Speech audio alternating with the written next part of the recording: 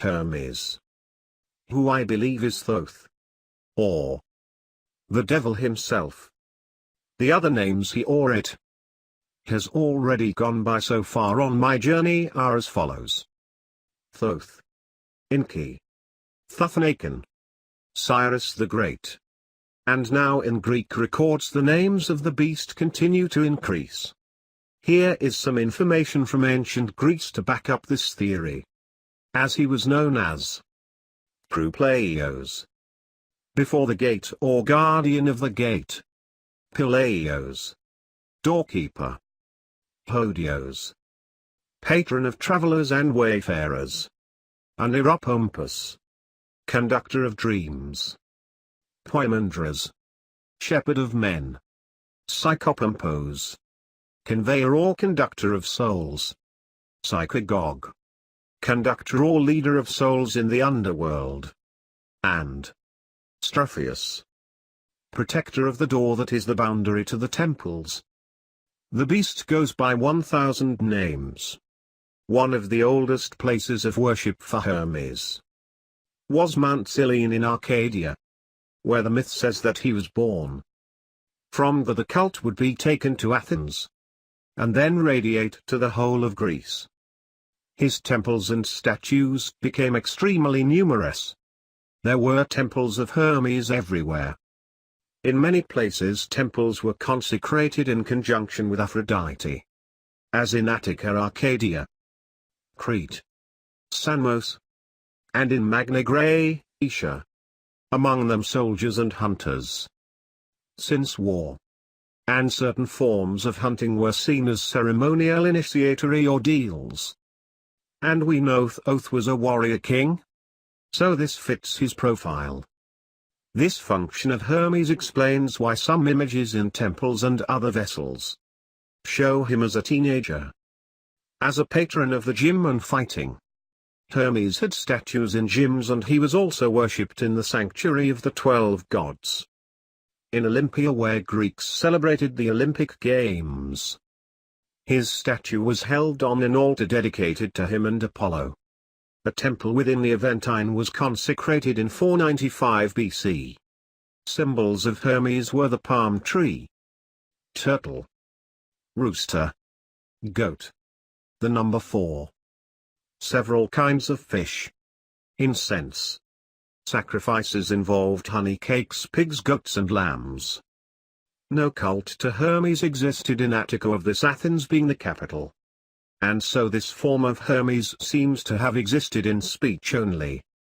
The god is ambiguous. According to prominent folklorist Yelisa Meletinsky, Hermes is a deified trickster and master of thieves, a plunderer, a cattle raider, a night watcher. In Homer's hymns there is deception, possibly evil tricks, the cheat, the god of stealth, messenger and guide. Hermes was the chief office of the god, said to be a messenger. Hermes Diopteros Angelos. The messenger is in fact only seen in this role for Zeus from within the pages of the Odyssey. O mighty messenger of the gods of the upper and lower worlds.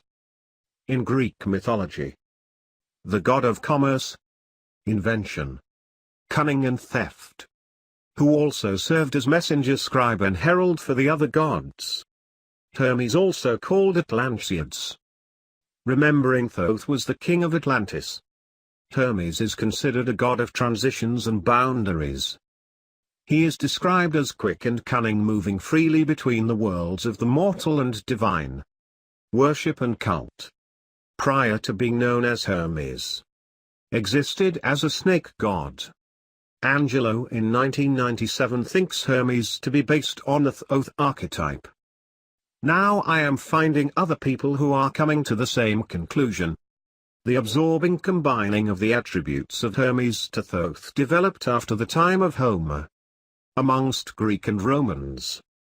Herodotus was the first to identify the Greek god with the Egyptian Hermopolis. Plutarch and Diodorus. Although Plato thought the gods to be dissimilar. But Plato, I believe, was a student of Thoth. And this also gives me an indication of how Plato knew about the location and attributes of the Atlantans. A cult was established in Greece in remote regions, likely making him a god of nature, farmers and shepherds. It is also possible that since the beginning he has been a deity with shamanic attributes linked to divination, reconciliation, magic, sacrifices, initiation, and contact with other planes of existence. A role of mediator between the worlds of the visible and invisible. During the 3rd century BC, a communication between Peter Cyrus, a priest, to King Nicopso, probably written in Alexandria 150 BC, states, Hermes is the teacher of all secret wisdoms available to knowing by the experience of religious ecstasy. Due to his constant mobility, he was considered the god of commerce and social intercourse. The wealth brought in business, especially sudden or unexpected enrichment, travel roads and crossroads like Satan himself, borders and boundary conditions or transient, the changes from the threshold agreements and contracts, friendship, hospitality, sexual intercourse, games, data that draw good luck. Also the sacrifices and the sacrificial animals, flocks, shepherds, the fertility of land and cattle. In addition to serving as messenger to Zeus, Hermes carried the souls of the dead to Hades, and directed the dreams sent by Zeus to mortals. In some myths he is a trickster, and outwits other gods for his own satisfaction, or for the sake of humankind. His attributes and symbols include the hammer, the rooster, tortoise, satchel or pouch, winged sandals, and winged cap.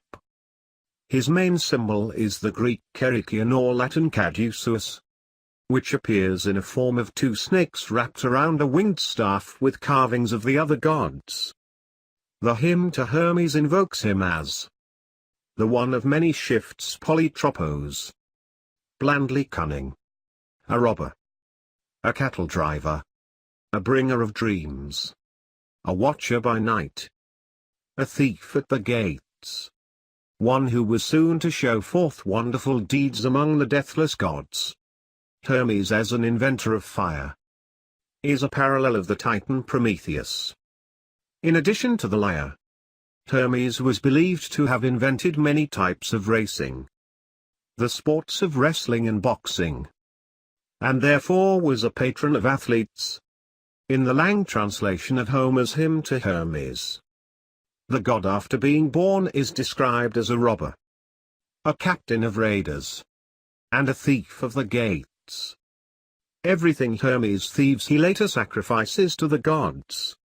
I see these descriptions as selling your soul to the devil, a trickster, a bringer of dreams, keeper of the gate, together with the other descriptions of Hermes. This is indeed the beast at work. Hermes' gifts were lies, seductive words, and he was a dubious character.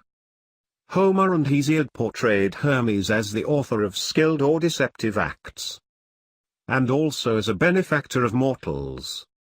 In the Iliad he is called the bringer of good luck, guide and guardian, and excellent in all the tricks. He was a divine ally of the Greeks against the Trojans. However, he did protect Priam when he went to the Greek camp to retrieve the body of his son Hector and accompanied them back to Troy. At the Boeotian city of Tanagra, Pausanias relates a local myth that credited the god with saving the city in a time of plague, by carrying a ram on his shoulders as he made the circuit of the city's walls. There are sanctuaries of Hermes Creophoros and of Hermes called Promachos. They account for the former surname by a story that Hermes averted a pestilence from the city by carrying a ram round the walls. To commemorate this, Colomes made an image of Hermes carrying a ram upon his shoulders. Whichever of the youths is judged to be the most handsome goes round the walls at the feast of Hermes carrying a lamb on his shoulders. These links are placing another theory in my mind. Did Thoth start Christianity to attain a godlike status?